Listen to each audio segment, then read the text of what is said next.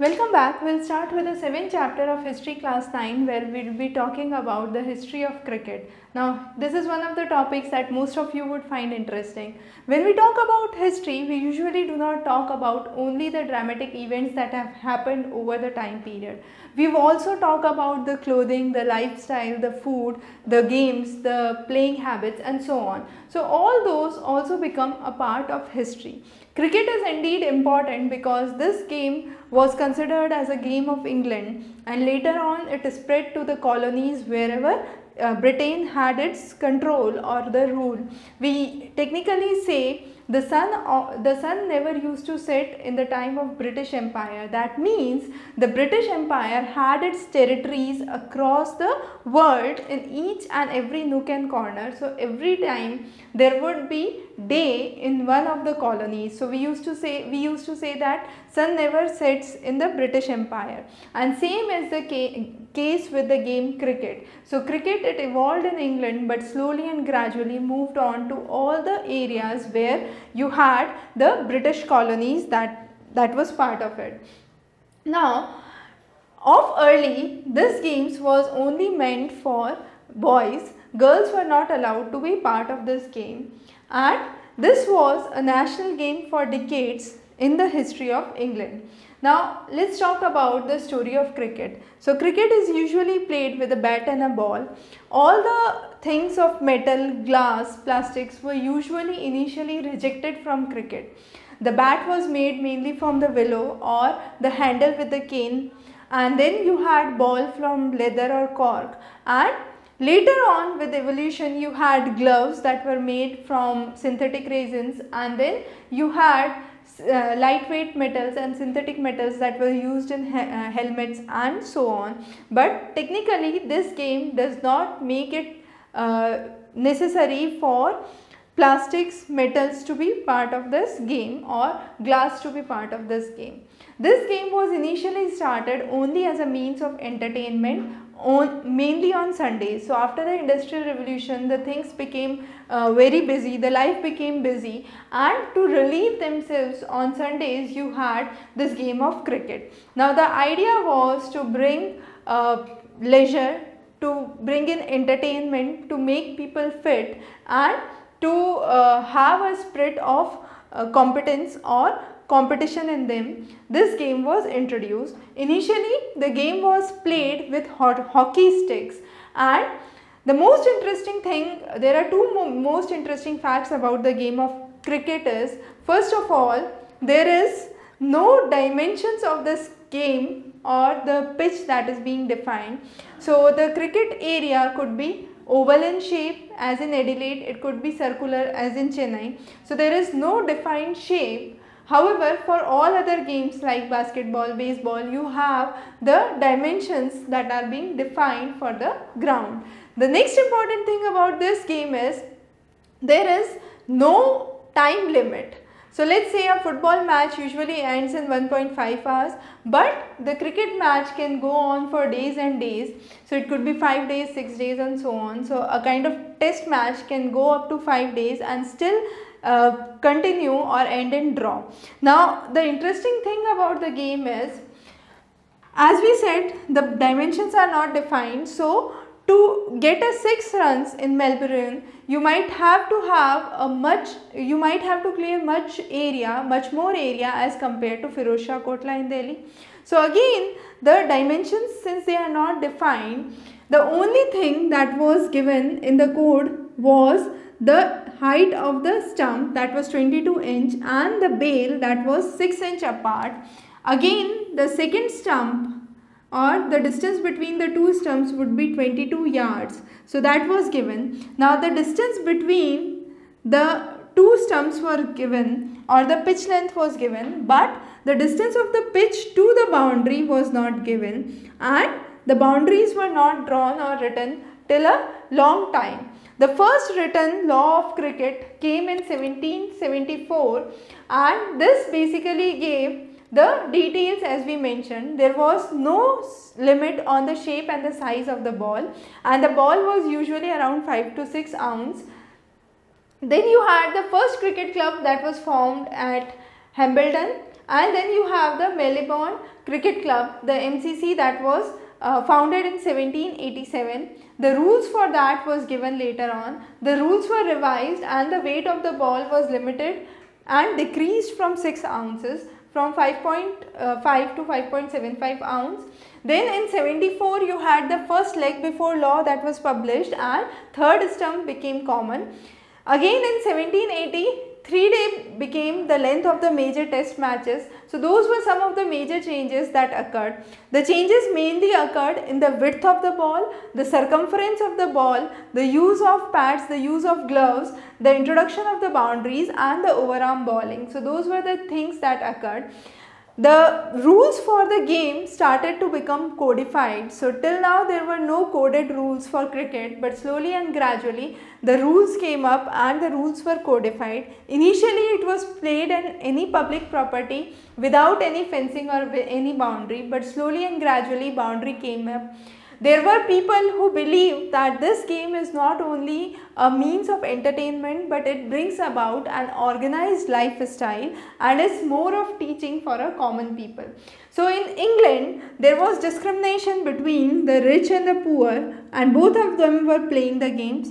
The rich were known as amateurs or gentlemen. On the other hand, you had the poor who played as professionals or players. Both of them had to enter the pitch from different side, enter the ground from different side. The poor were playing only for the means of wages. So after the working hours of industry, they were playing so as to get more money, and the idea was solely to get more and more income as a source. And again, the game was seasonal in nature. For the rich, it was for luxury, it was a kind of status symbol, it was the symbol for gaining more people around. So that was the kind of perspective that the rich or the gentleman had. Again, the Battle of Waterloo was won on playing the fields of Eton. Now this Eton implies that this was a kind of military success for Britain, and this is one of the most famous schools of England. And in this schooling, there are 3 things that were basically practiced. First was the military, the civil services and the church, and these 3 institutions were the carriers for the boys. So either the boy should go into military, into civil service or into church. So those were the kind of standards that were set. As we said, people were considering this as an organized way of teaching where they could learn the code of honor, they could have leadership quality, and they could have kind of more skills that could be developed.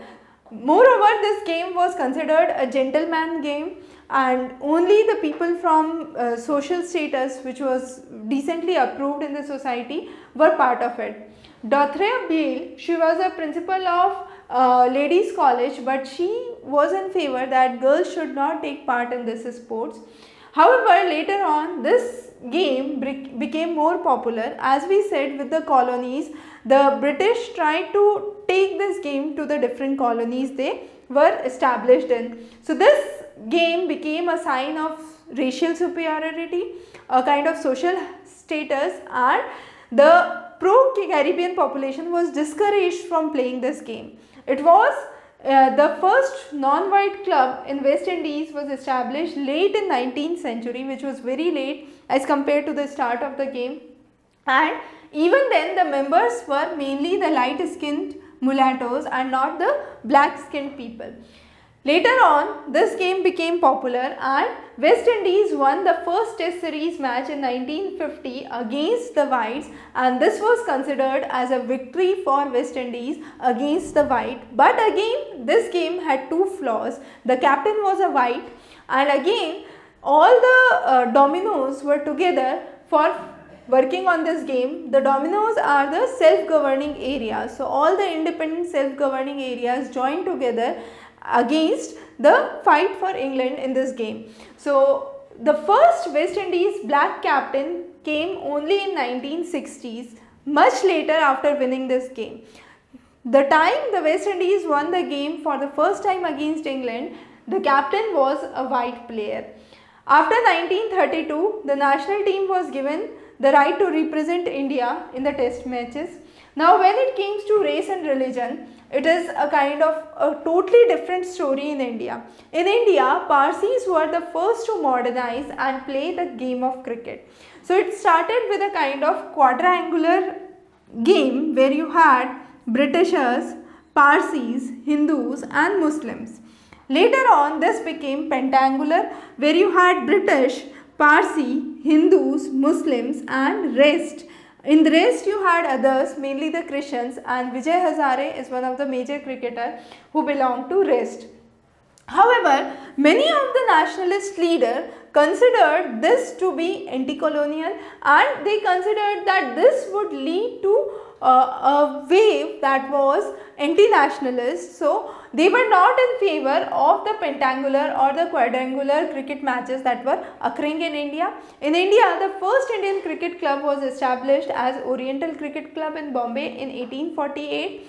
And then you had Parsi clubs that was started by Tatas and Wadias. Later on you had Hindu gymkhanas, the Islamic gymkhanas that was started, and there was a kind of rivalry between the Parsis and the Bombay Gymkhana on the racial issues, and this was just 4 years after the foundation of Indian National Congress, which was headed by Dadabhai Naoroji during that time.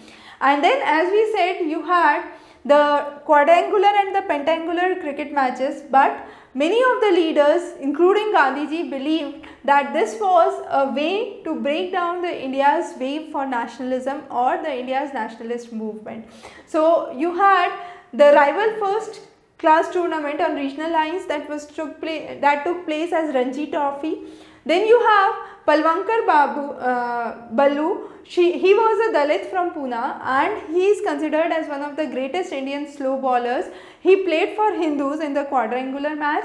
His younger brother Vitthal, he became the captain of Hindus in 1929, but since he was a Dalit, Palwankar was not allowed to become the captain despite of his great achievements in cricket. So that was again the story that was going on within the caste systems or within the groups. So within the Hindus you had the Dalits and the non-Dalits, and that was the kind of discrimination that was taking place. Now the modern transformations came up. India joined the test cricket in 1932. The first test match was played between India and Australia was a white settlers colony. Then you had the International Regulation Code, the rules that came up. You had the ICC that was renamed as the International Cricket Conference in 1965. Now the most important thing was England, Australia, New Zealand played the test cricket with South Africa, but in South Africa, non-whites were not allowed to be part of the team. India, West Indies and Pakistan were strongly against it, and they basically did not had the power in the ICC to debar the nation from a test cricket, but they constantly boycotted the idea that was prevalent in South Africa because they were having a kind of more liberal feeling and they believed that non-whites should be part of this game. So those were the kind of developments that affected the nationalist movement. Now if we come on to the timeline, in 70s South Africa was excluded from international cricket. In 71, first one-day international was held between England and Australia. In 75, first World Cup took place, and in 77, 100 years of test matches was celebrated. Kerry Packer is one of the Australian TV tycoons. Now he is important because he brought around nearly 51 cricketers across the world for 2 years and staged an unofficial test match, and this test match was with more vibrancy, more colors, less restrictions. The idea was to make this game a source of revenue. So the game that was staged in Sydney was now being seen by people in Surat, and there was more and more revenue that was being generated through this game. So the horizons of this game broadened. Later on, the ICC headquarters shifted from London to Dubai, and Pakistan played a very important role. Pakistan contributed to bowling, and there were two major things that came up. One was the dosra and the other was reverse swing. There is a difference between a spin and a swing. So spin occurs when the ball hits the ground and turns, and dosra is a kind of spin. So off the expected side it spins to the opposite side, and that's what is dosra. And The idea is to confuse the batsman, usually done by slow bowlers.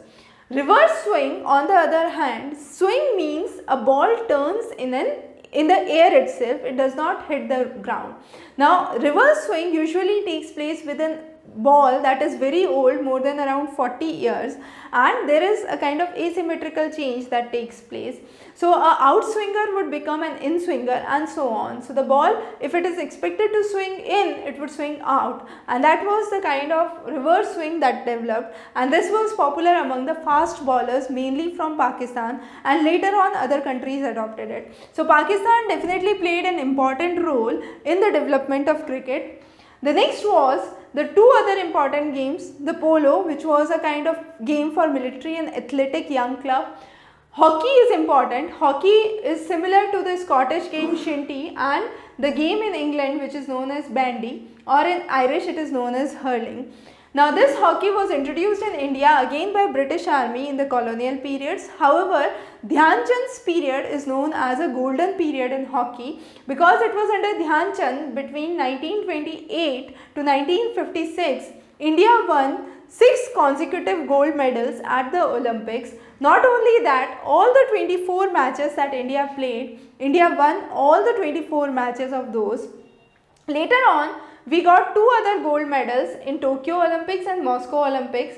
The idea was all these matches India was scoring constantly good, and India represented hockey for the first time in 1928. So those were some of the major developments on hockey. Coming on to the major questions on this chapter. First of all, the definition of what is dusra and what is reverse swing. What is the difference between a spin and a swing? As we said, swing takes place in the air. Spin takes place when it hits the ground. Now, what was the law of cricket that was propounded, the rules under the law of cricket, why cricket played an important role in rising or developing the nationalist movement.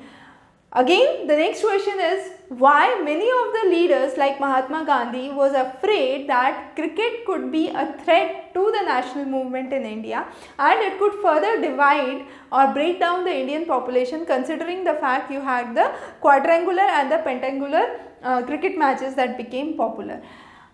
As far as hockey is concerned, Dhyan Chand's role is very important. The India's contribution to hockey and the India's victory in the Olympic Games in hockey is again very important. So those are some of the basic highlights that we have captured in this class. We will be covering a last class on history in the upcoming lectures, and then we will move on to class 10th history. So stay subscribed to the channel. If you have doubts, you can leave those as comment below the video. Have a very good day ahead.